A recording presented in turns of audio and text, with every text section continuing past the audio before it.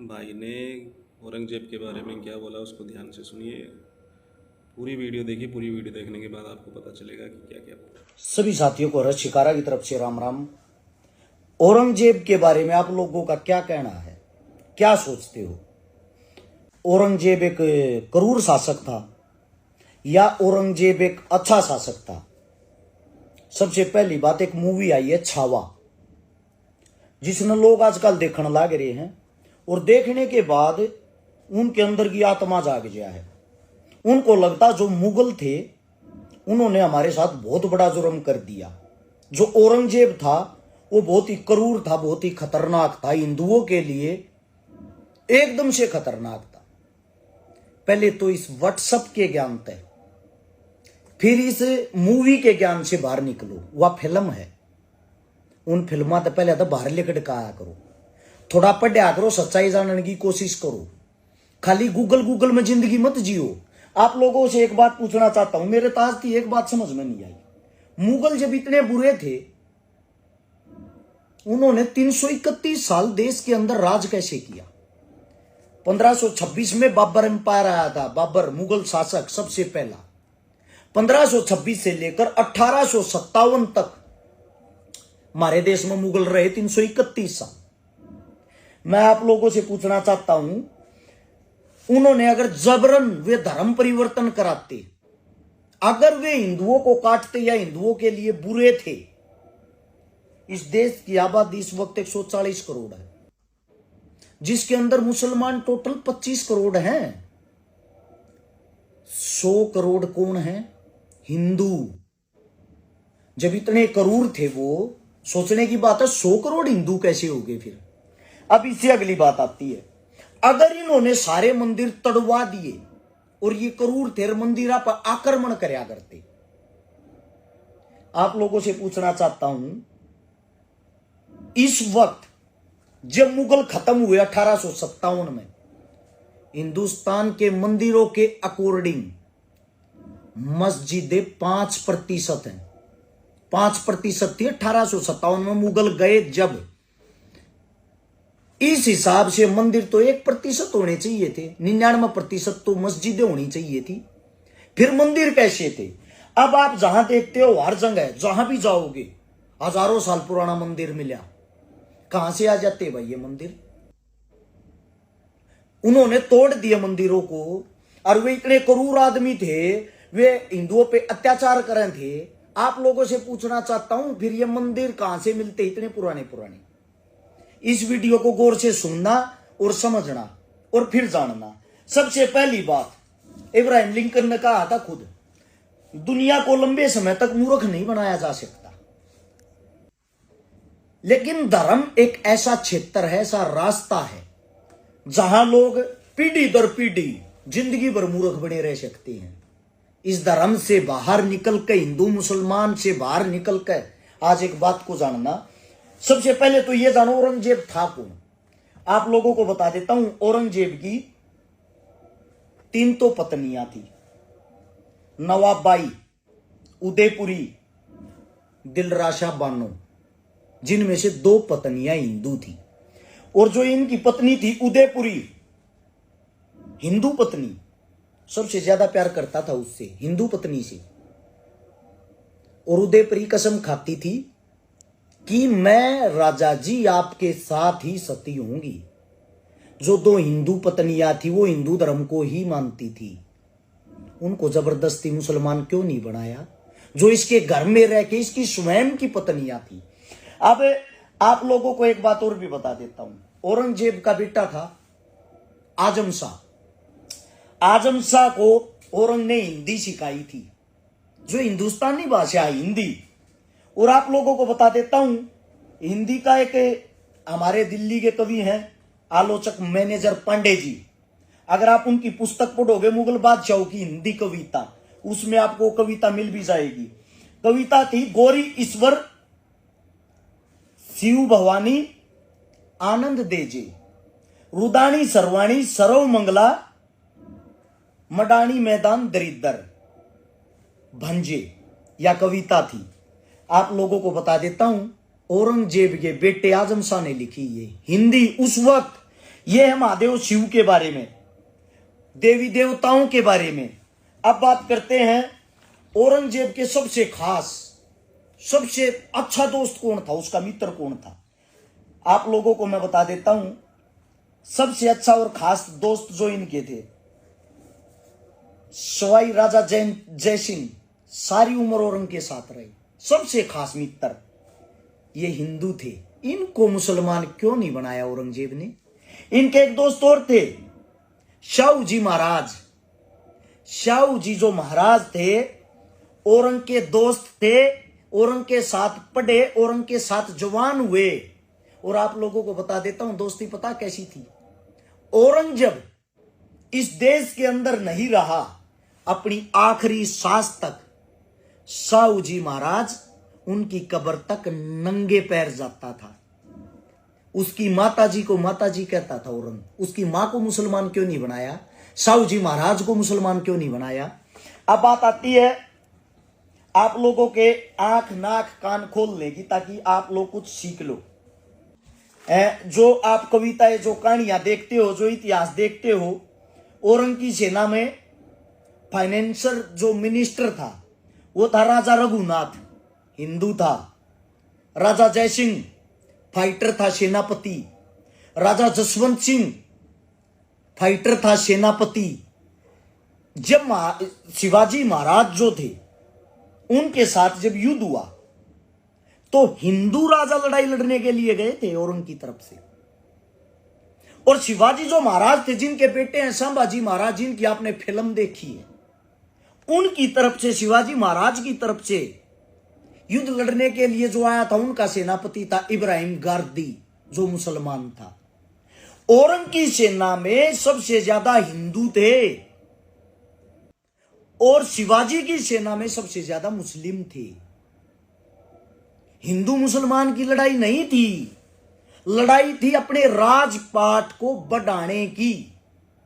अब मैं आप लोगों को बता देता हूं हिंदू मुसलमान किसने बना दिया इसको। जेम्स मिल ब्रिटिश शासक था, जेम्स मिल, जिन्होंने कहा हिंदू मुसलमान की लड़ाई में अब ब्रिटिश शासन का राज होगा। उन्होंने ब्रिटिश शासन का राज बोला, उन्होंने अपनी जाति नहीं बताई कि अब क्रिश्चियनों का राज होगा। जातिवाद कराने वाले वे लोग थे। तुम तो हिंदू मुसलमान और वे ब्रिटिश, वे देश का नाम लगाते हैं साथ में। आप लोगों को हिंदुस्तानी नहीं बोला। अब इसके बाद कुछ बात मैं आप लोगों को बताता हूं जिससे आप समझोगे। ये कहते हैं औरंग ने मंदिर तोड़े, सही बात है। कई जगह आप लोगों ने देखा भी होगा कि औरंग ने मंदिर तोड़े हैं। एक मंदिर का जिक्र है, आप लोगों को बता देता हूं। विश्वनाथ मंदिर को औरंग ने तोड़ा, औरंगजेब ने। उससे पहले की हिस्ट्री भी पढ़ लो।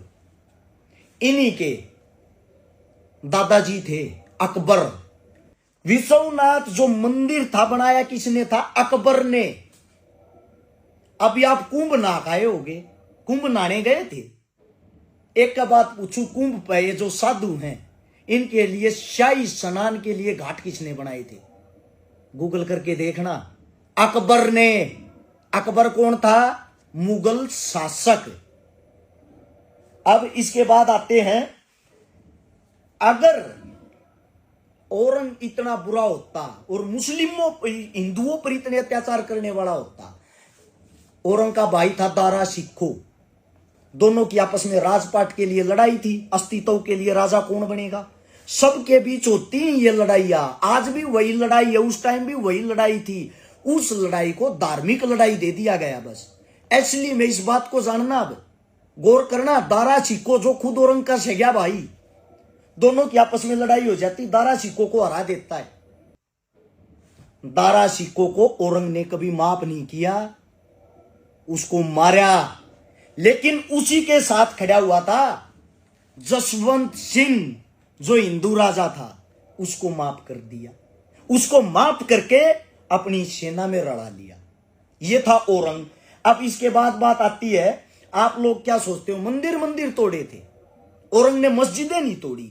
औरंग न्यायप्रिय राजा था। जो बुरा करता था उन चीजों को वो, इस लड़ाइयों को हिंदू मुस्लिम मंदिर मस्जिद तक पहुंचा दिया जाता। जैसे कि उदाहरण के तौर पे दो लेखक हैं, वीर विनोद ईश्वर दास, दोनों हिंदू लेखक होंगे। उनकी किताब जिसमें उन्होंने लिखा गुजरात के अंदर 300 मस्जिद तोड़ने वाले राणा जयसिंह के छोटे भाई भीम सिंह को माफ करके उनको शाही सेना में शामिल किया था। और उन्होंने अपनी कोई दिक्कत नहीं, तूने मस्जिद तोड़ दी, उस टाइम तुम्हारी हमारी लड़ाई थी, तुमने हमारे को ठेस पहुंचाने के लिए मस्जिदें तोड़ी हैं, राजनीतिक रूप से मैं इसका बदला नहीं लेना चाहता, मैं हिंदू मुस्लिम संबंधों को मजबूत करना चाहता हूं। तेरा स्वागत है मेरे दोस्त, तेरी सारी गलतियां माफ है, तू मेरी सेना में आ। और अपनी सेना में उसको शामिल कर लिया। अब इसके बाद आती है बात, आप लोगों को बता देता हूं, 1742 से लेकर 1751 तक मराठा राजा थे राघोजी। 9 साल तक उसने 5 हमले किए थे बंगाल में 5 हमले किए थे। 9 साल के अंदर 4 लाख मुस्लिमों को मौत के घाट उतारा था। क्रूरता गाजर मूली की तरह काटा था।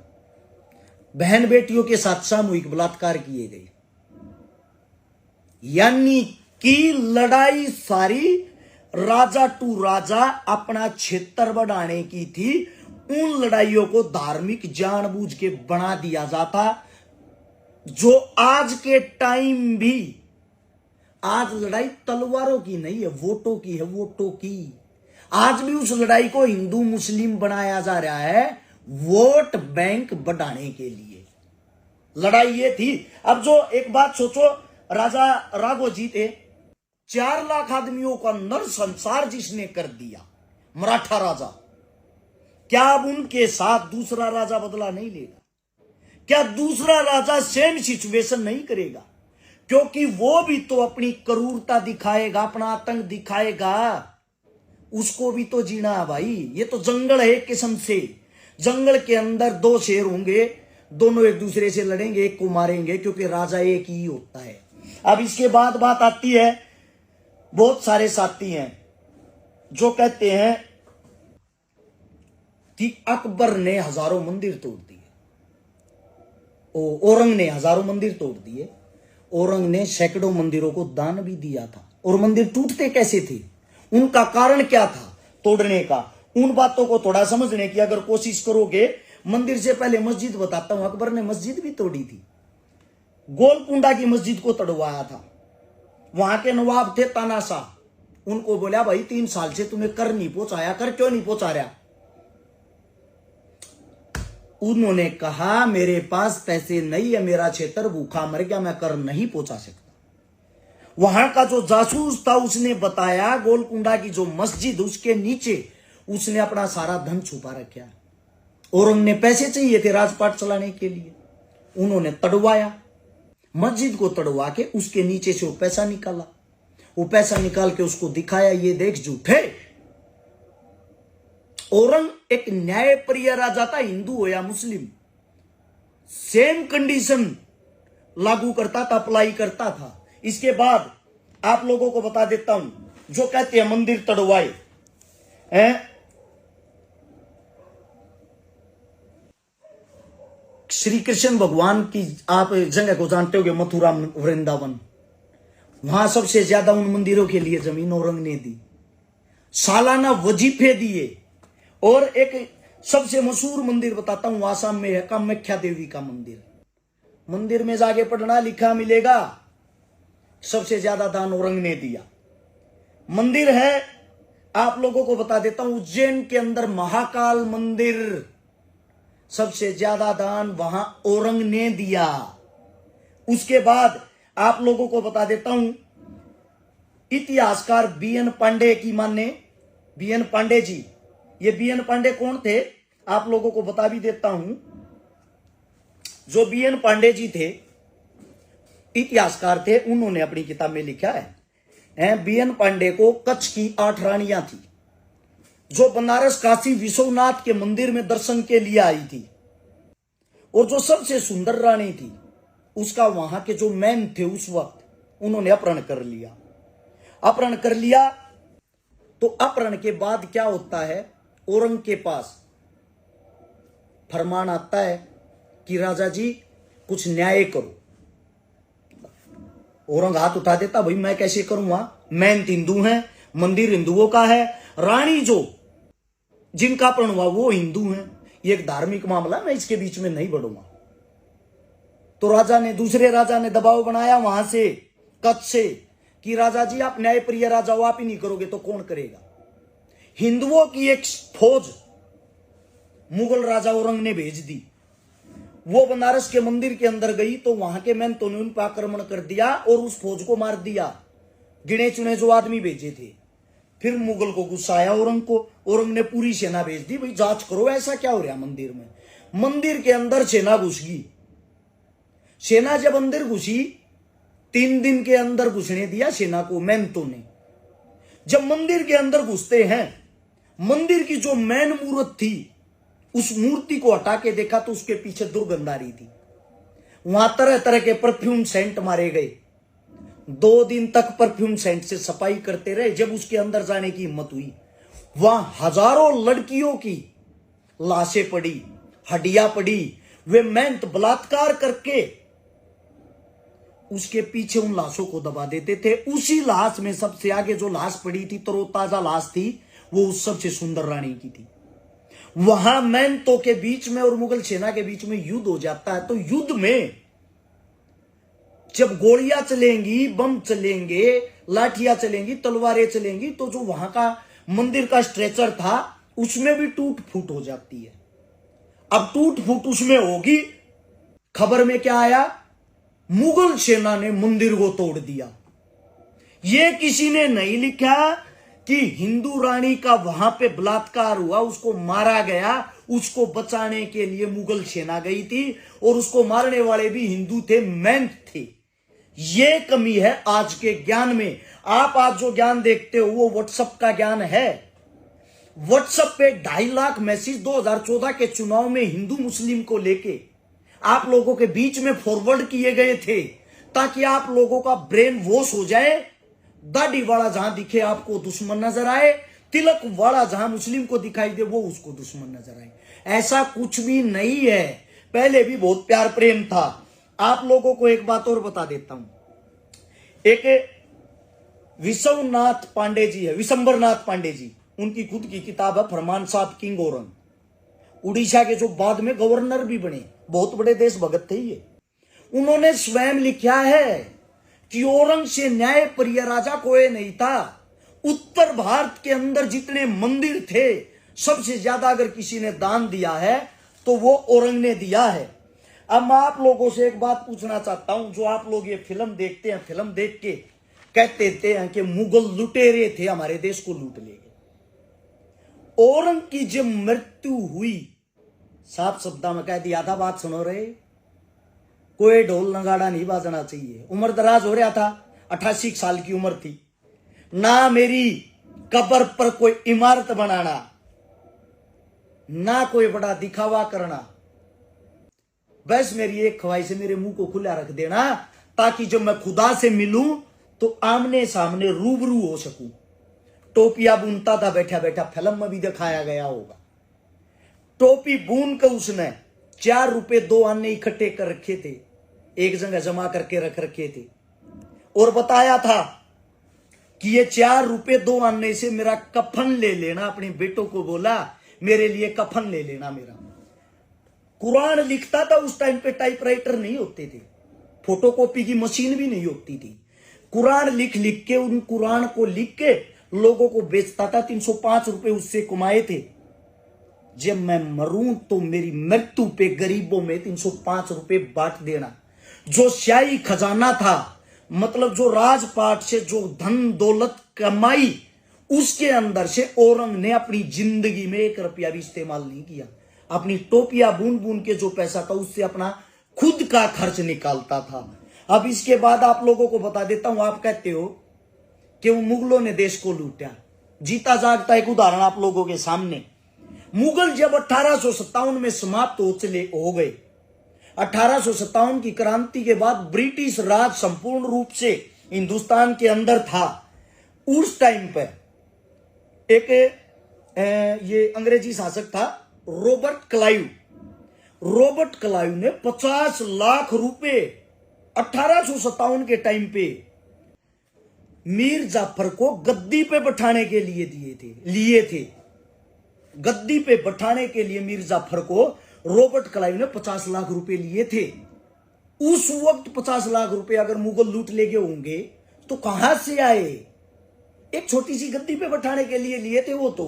उसे दूसरा जहाजों में भर भर के जो अंग्रेज ब्रिटिश अपने देश में धन पैसा लेके गए, इतने मंदिरों के अंदर से सोने चांदी निकाले, कोई नूर को लेके गए, मस्जिदों को लूटा, महलों को तोड़ा।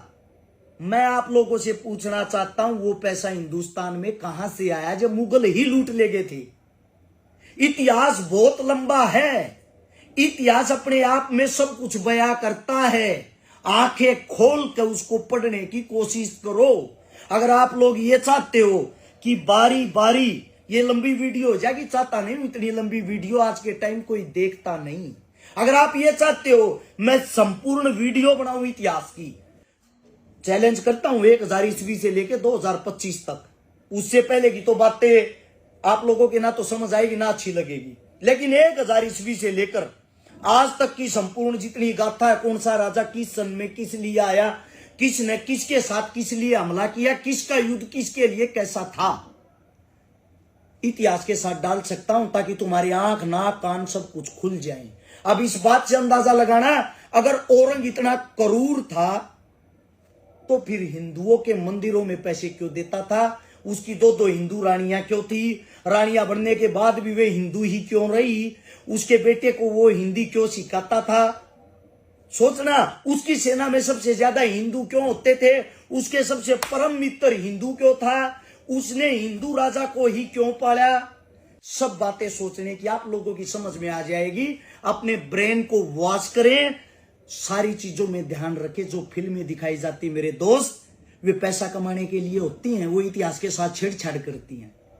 वे पैसा कमा के डायरेक्टर साहब अपने घरों में लेते हैं। आप लोग अब यहां पे ये चिल्ला रहे हो कि हिंदू राष्ट्र बनाएंगे, मुसलमान राष्ट्र बनाएंगे, ये करेंगे वो करेंगे, हिंदुओं को मुसलमान, मुसलमानों को हिंदू, इनसे अलग कुछ दिखाई नहीं देता।